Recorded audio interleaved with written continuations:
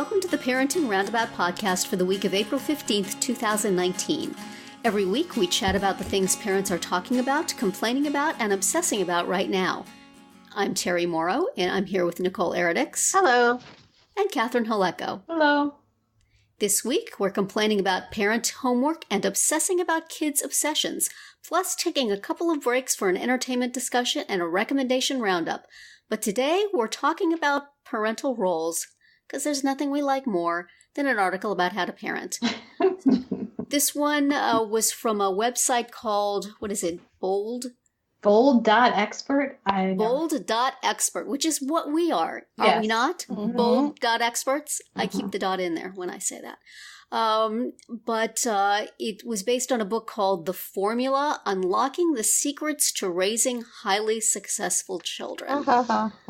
Because, as we've talked before, there is one good way to do that. And man, you get the key, and like that, your kids are getting everything they want in life. It's a formula. Boom. It's a formula. You know, all you need is the right formula. And then you are good to go. You don't have to agonize about will they get in the college they want or will you be able to pay for it. They will be successful. Oh. You've done it. Done deal. So what were some of Catherine, you actually read the article. What were some of the roles that they were talking about? I can think of some roles in my head, and I will share them soon, that I feel I have played, but not so sure that they were part of the formula for highly successful. Yeah. So what sort of things were the authors, what are the names of the authors, we should say? I will look that up while you tell me what you got out of the article. Well, they talked about a couple of their, I think there's 7 or 8 different roles. But a couple of them that they mentioned here are how when kids are pretty little, an important role for parents to play is the early learning partner. So when kids are playing with them and helping them solve problems as part of their play, which, I think that makes sense. I think there's like that sweet spot when kids are really, really little, they don't play with anyone, they just, even if they have other little kids around, it's parallel play and they just do their thing. And then, then there's a time when they are eager for parents to play with them, and parents may be too exhausted to do that. Oh, yeah. Or not be into, Candyland or whatever it is that they want to play. But it teaches colors. You must play. It's a lot of pressure. Yeah. So they talk about that and how I think, the point is the kid takes the lead, but, the parent, the partnership aspect is the parent sort of nudging them toward solving problems on their own. Another one that they talk about is philosopher. So answering those difficult questions that kids have in a way that supports thinking. So I guess that means keeping things open-ended to the extent possible, and not just being like, well, it's the sky is blue because the refraction, blah blah blah. Yeah. A little bit more, having it be a conversation instead of like this is the fact and that's the end. And negotiator. This is already making me want to go into a dark room. Right. Sounds tiring. Negotiator, which is about helping a child develop self-control without killing their sense of initiative. Oh, dear.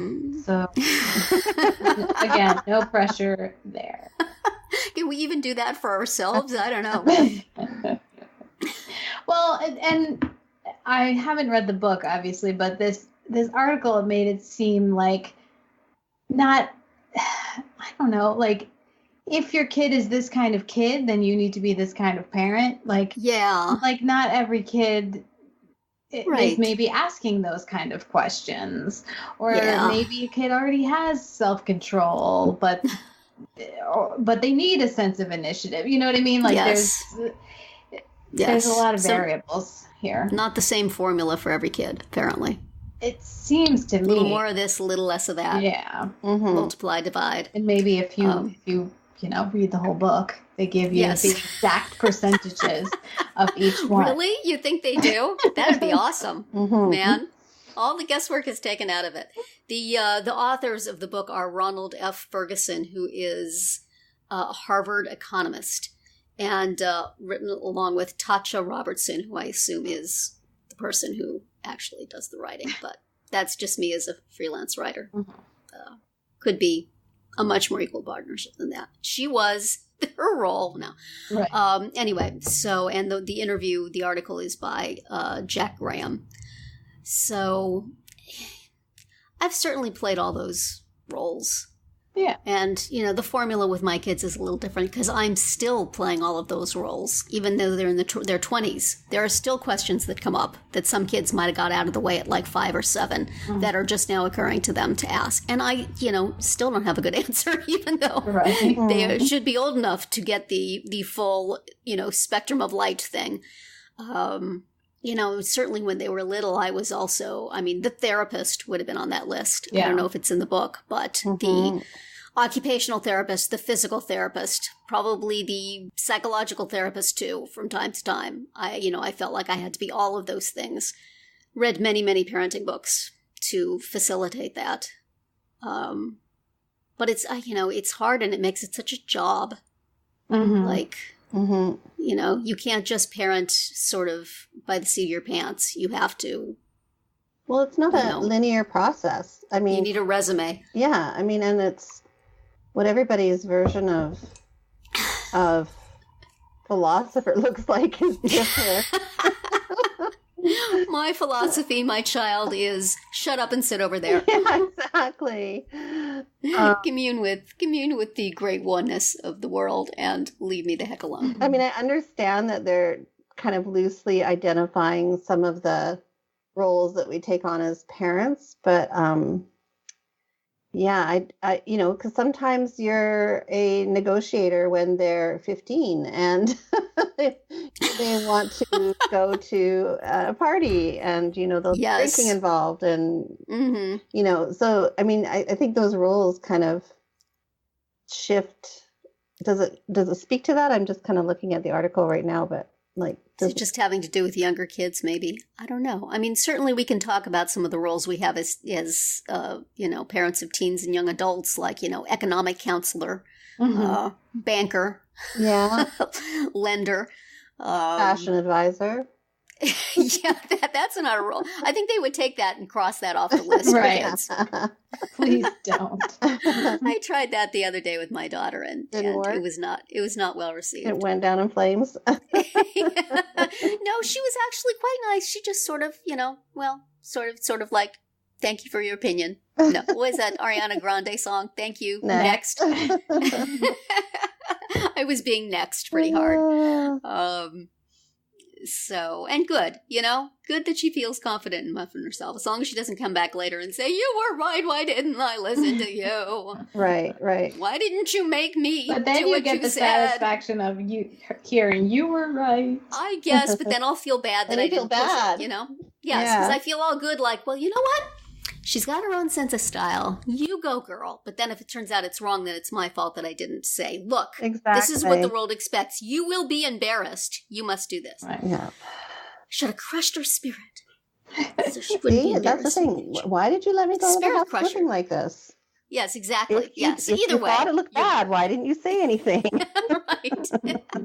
Either way, you're pretty much toast. Yeah. So, and that is a role too. The bearer of all sins is a role that we play. Blame it on me. Nice. I will take it on.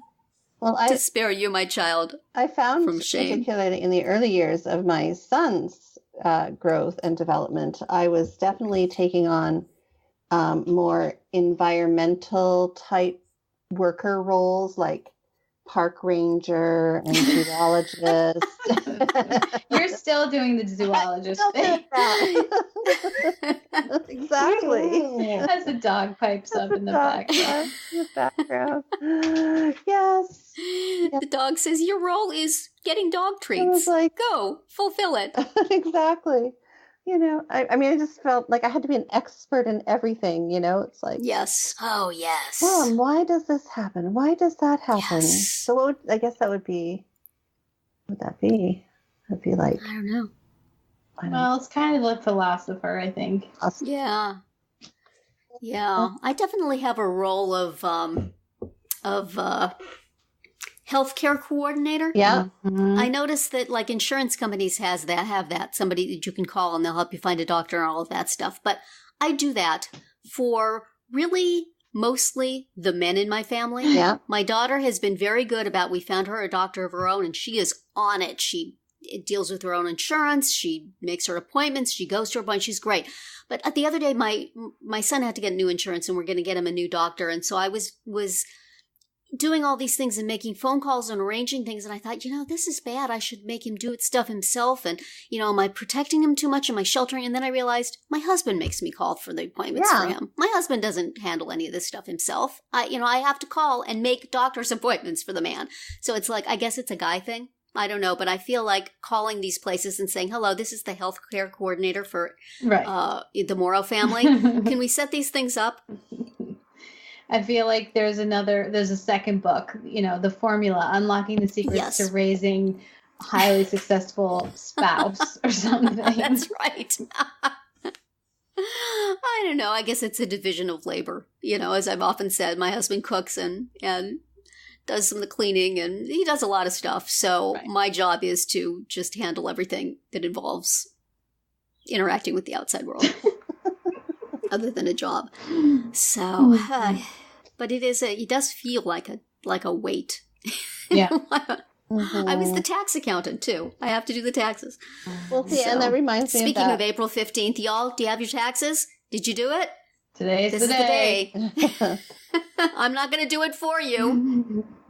Ask your mother. That did you all see that meme that I sent out? Was about the husband who just goes straight to bed, falls asleep within 2 seconds, and is snoring peacefully while you're up. You go to the bathroom, lock the door, check on the kids, worry about everything that you did that day. Everything that's to come.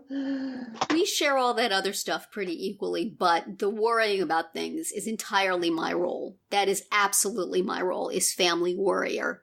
Mm-hmm. Just lay your worries like you put your clothes on the chair, dump your worries on mom, and then, sweet dreams. Mm-hmm. I will lay there and think about things I know. On your for behalf. you, my child, my husband. Yes. Well, there's always more that we're doing, right? There's always roles that we're playing, no matter what stage we are in. And our formula is about 10 lines long, right, with all the calculations. Exactly. But that will be it for today's round 1. Tune in tomorrow for our entertainment-themed round 2, and later in the week to find out what we're complaining about, obsessing about, and recommending right now. Find all our episodes at parentingroundabout.com and talk back in the comments there, on our Facebook page, or on Twitter, where you'll find us at Roundabout Chat.